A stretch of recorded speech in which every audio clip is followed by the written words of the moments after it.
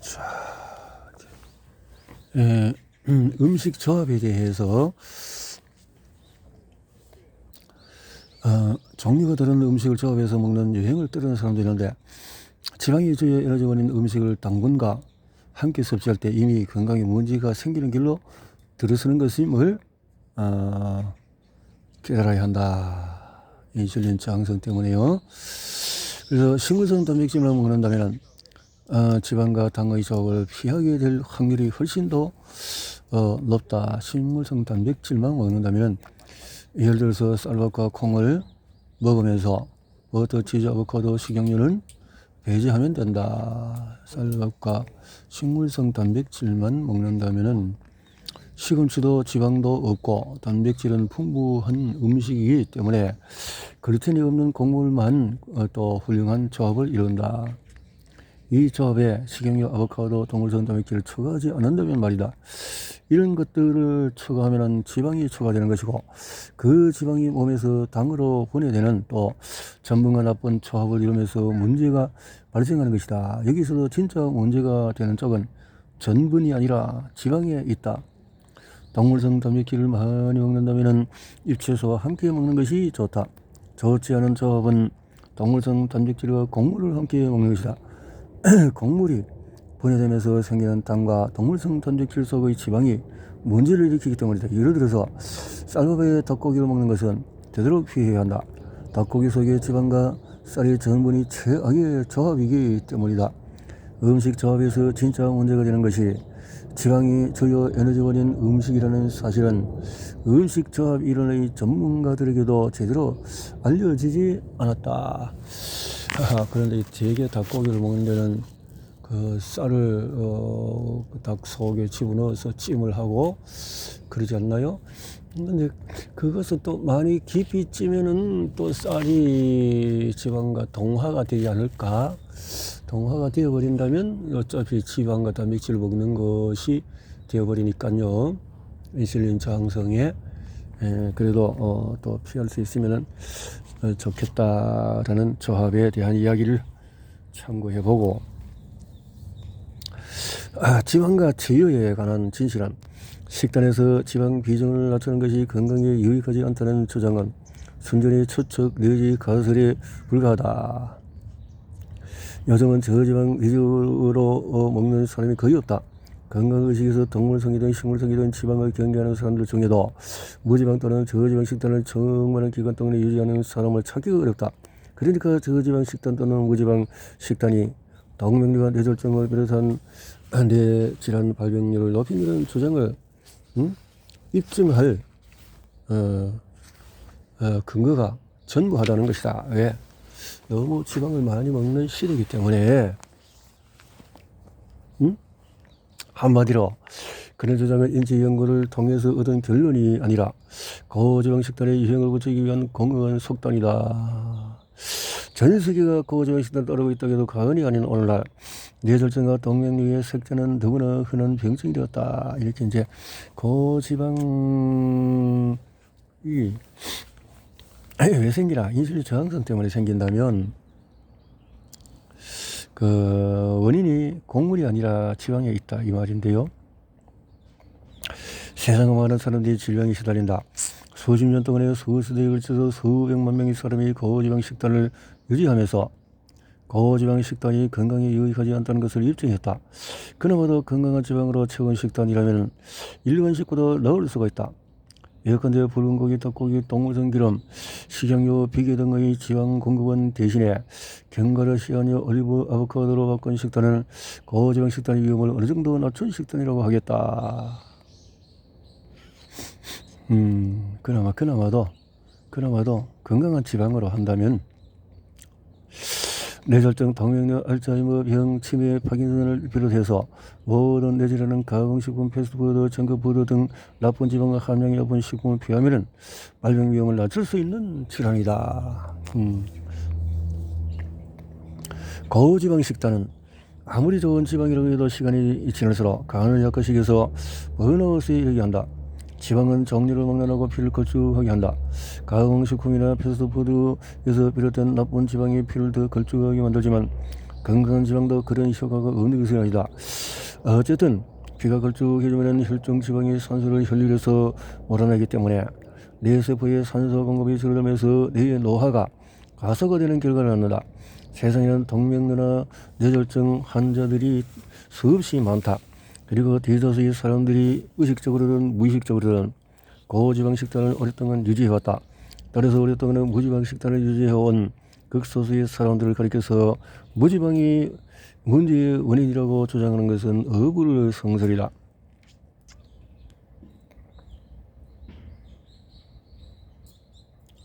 우리가 무지방이라고 말하는 식단도 따지고 보면 지방이 전혀 없는 식단은 아니다. 그 어느 지방 섭취를 전혀 하지 않을 수는 없다. 바나나에도 지방이 있고 고구마, 감자, 망고, 심지어 버터, 헤드, 상추에도 있다. 모든 과일, 잎채소, 해조류, 허브에도 유익한 오메가가 있다.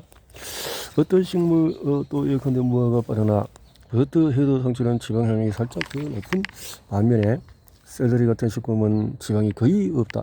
미량만 들어있더라도 이런 미량만 들어있는 덕분에 몸에 유익한 지방이 들 수가 있다. 식물에 자연히 함유된 당과 완벽한 조합을 이룰 만큼 지방 함량이 낮기 때문이다. 따라서 우리가 지방의 저여 에너지원인 음식을 식단에서 배제한다고 지방 결핍을 걱정할 필요는 없다. 무지방 식단, 지방의 저여 에너지원인 음식을 다 배제한 식단에도 필요한 지방은 다 들어있다. 예를 들어서 찐 감자를 버터, 식용유, 섞지 않고 상추와 함께 먹어도 건강을 유지하기에 충분한 지방을 공급받을 수 있다. 그 비에 지방을 첨가한다고 동맥류가 예방되지 않는다. 이런 것을 뒷보여주는 연구가 없는데도 사람은 커피에 지방을 넣으면 동맥류 예방할 수 있다고 믿는 것 같아. 커피를 그런 식으로 변형하는 것이 멋있어 보일지는 모르지만 혈중의 지방 비율을 높이는 것이 또 뇌에 더 문제를 일으킨가 또 진배가 없다. 물론 지방은 건강에 좋을 수 있다. 호로, 참깨, 대맛이, 아보카도, 지방이 그렇다. 이 점을 부정하려는 것이 아니다. 단지 지나친 경우 문제라고 말하고 싶을 뿐이다. 해독법은 지방을 저희 에너지원으로 삼지 않는 식생활을 정착시키는데 도움을 준다. 고지방 음식 대신에 지위에 도움이 되는 음식으로 배를 채우는 생활 패턴에 익숙해지면 신체적인 증상뿐만 아니라 기분까지 달라지는 것을 느낄 수 있을 것이다. 레시피에서 첨가하면 지방이 저희 에너지원인 음식이 아니어도 든든한 음식이 얼마나 많은지 알게 될 것이다. 그리고 특별히 힘든 병 중에 있다고 한다면 해독을 마친 후에도 지방이 저희 에너지원인 음식을 다시 먹는 것은 당분간 미루는 것을 고려해 봄직하다.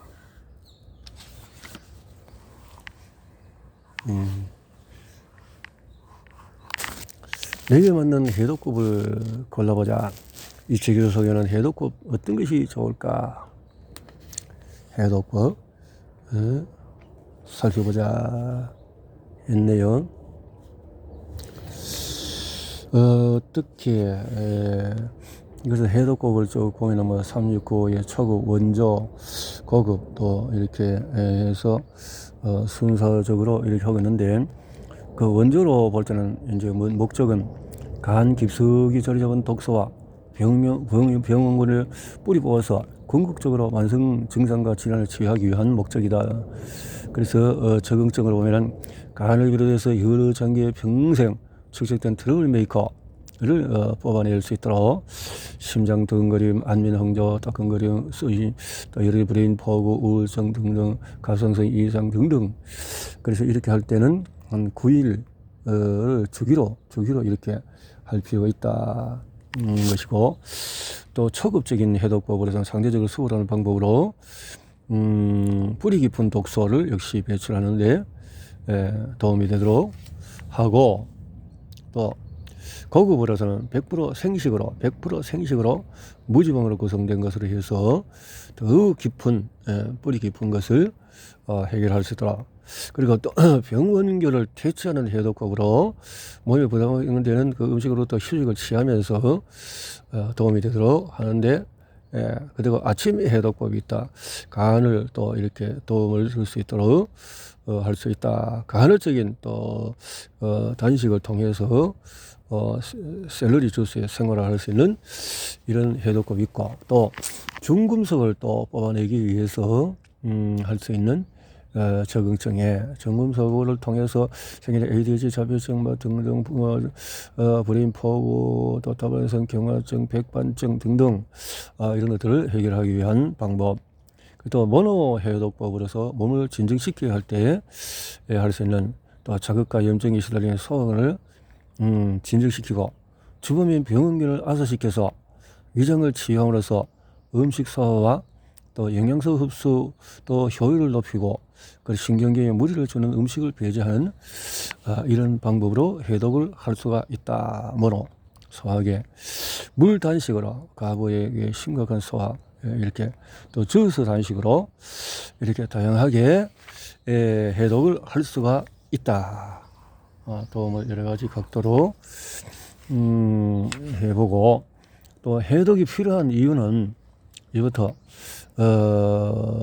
해독에 앞으로 디톡스라는 단어도 터부이 될 가능성이 높다. 사람들이 디톡스에 대한 정의를 제대로 이해한다면 우리 몸속에 독소가 존재한다는 것을 의식하게 되고 몸에 독소가 들어갔으니까 디톡스가 필요하다는 논리가 성립될 텐데 그렇다면 그 독소가 대체 어디서 왔느냐라는 또 의문으로 또 그냥 산업계 여러 가지 우리 삶을 통해서 살초영제 등등등등 뭐 온갖 독성 가정용 세제 향수 코롱 이런 것들이 있다.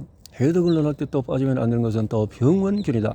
산업 동성물질을 또 몸에서 제거해야 되는 것은 이 병원균들이 그런 것들을 먹이로 삼기 때문에 그렇다. 또 트러블 메이커를 제거함으로써 도움을 받을 수 있도록 할 것이다. 그래서 우리 몸에 다양한 염증을 일으키는 트러블 메이커를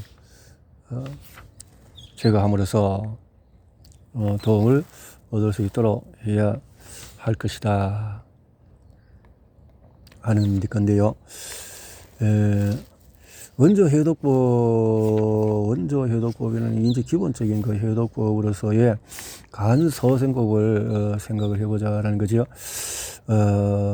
이렇게 적당하게 맞추어서 자기의 체질에 어느 쪽으로 포커스를 맞출지에 따라서 맞출 것이고 음식 불내증 특정 음식에 불내증이 있다면 또 해독법이 자신에 맞을 줄 또 고민해야 할 부분도 있다라는 거죠. 음식 불내증은 병약한 간과 밀접한 관계가 있다. 약에 간이 안 좋아서 해독을 못하기 때문에 그럴 수 있다는 거죠. 그래서 불내증을 과일을 먹으면 속이 불편해진다는 것은 대개 다른 곳에 진짜 문제가 있다는 신호일 수가 있다. 과일은 해독력이 워낙 강해서 몸속의 독소나 독성물질을 건드려서 빠져나오게 한다든지 부패한 단백질과 지방의 찌꺼기를 몸 밖으로 밀어내는 경향이 있는데 이런 유해 물질을 배출하는 과정에서 몸이 붓거나 두드러기가 날 수도 있다는 거죠. 오히려 다른 부분을 건드리기 때문에 우리가 걱정하는 문제들은 이미 우리가 의식하기 훨씬 전부터 시작이 되었다. 그래서 과일이 해독을 촉진해서 간과 몸에서 독소나 독성물질이 배출되는 과정에서도 이런 또 증상이 나타날 수 있다는 거죠. 호전 반응이 나타난다는 거죠. 보통 과일 불내증으로 간주되는 증상도 실은 과일 탓이라기보다는 그 사람의 간 문제를 해결하기 위해서 또 붓기와 두드러기가 생길 수가 있는 것이다. 그래서 불내증은 일관성 없이 또 문제를 일으킬 때가 많다. 일관성이 없이 문제를 바로 잡으려면 간을 치유해야 된다. 간부터 치유해야 할 것이다. 이렇게 해답을 정리했네요.